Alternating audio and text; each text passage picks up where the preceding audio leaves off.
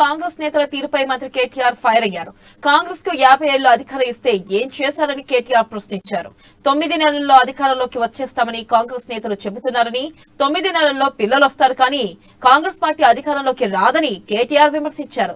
ఇక మెట్రో ప్రాజెక్టుకు కేంద్రం సహకరించడం లేదని, దేశంలోని మిగిలిన ప్రాంతాలకే కేంద్రం నిధులిస్తుందని కేటీఆర్ ఆరోపించారు.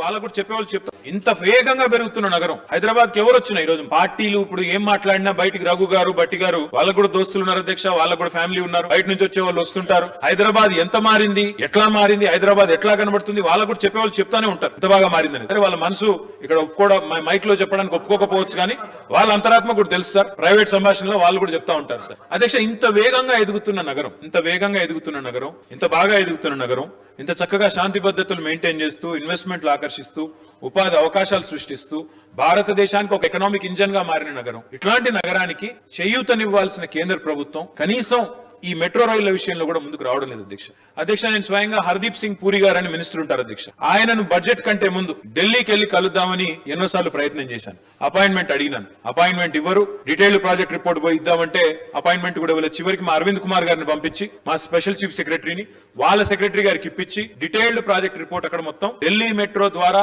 దాని వెట్టింగ్ కూడా చేయించి, దాని మొత్తం ఆడిటింగ్ కూడా చేయించి వారికి సమర్పించి రావడం జరిగింది అధ్యక్ష. ఆ సమర్పించి ఏం చెప్పాము అధ్యక్ష, 2వ దశ ఎయిర్పోర్ట్ వరకు మేము కట్టుకుంటాం మా సొంత నిధులతో, మీరు కేవలం బిహెచ్ఈఎల్ నుంచి లక్డికాపుల్ వరకు, అదే విధంగా ఎల్బీ నగర్ నుంచి నాగోల్ వరకు ఏదైతే ఉన్న 31 కిలోమీటర్లు ఉందో దానికి సంబంధించి మీరు చేయూతనివ్వండి, 20%, 30% ఎంత ఇస్తారో అది ఇవ్వండి అని అడిగినాం. కానీ ఇంతవరకు మన బడ్జెట్ లో ఏమైనా పెడతారనుకున్నాం.